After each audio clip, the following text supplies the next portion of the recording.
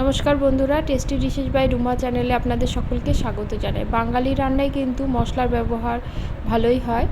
বাজারের প্যাকেটজাত মশলার দাম যেমন বেশি, গুণগত মানও কিন্তু খুব একটা ভালো নয়। আমি প্রায় সব ধরনের মশলাই বাড়িতে করে নেওয়ার চেষ্টা করি।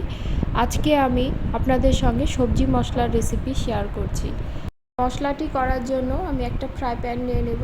তাতে দিয়ে দেব 1.5 চামচের মতো গোটা ধনে, 1.5 চামচ জিরে, আর দেব 1.5 চামচের মতো মৌরি। এছাড়াও দেব কিছুটা দারচিনি এবং কালো গোলমরিচ।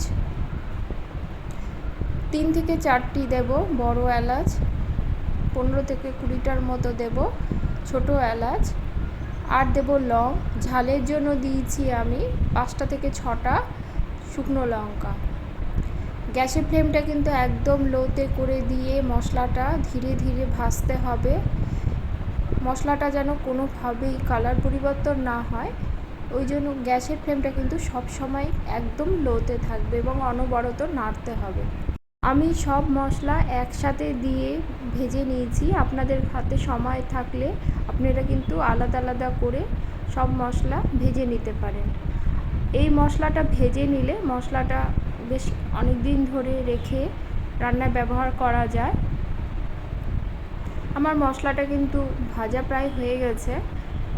দেখুন, মশলাটাও ভাজা হয়েছে, কালারও কিন্তু পরিবর্তন হয়নি। মশলাটা থেকে কিন্তু একটা মিষ্টি গন্ধ বের হচ্ছে। এবার মশলাটা আমি ঠান্ডা হতে দেব। মশলাটা ঠান্ডা হলে মিক্সির জারে দিয়ে গুঁড়ো করে নেব। এই মশলা আপনারা রোদে দিয়েও করতে পারেন, সেক্ষেত্রে বেশ কয়েকদিন রোদে দিতে হবে। মশলাটা আমার গুঁড়ো করা হয়ে গেছে। দেখুন কি সুন্দর কালারও এসেছে এবং খুব সুন্দর সুগন্ধ বেরিয়েছে।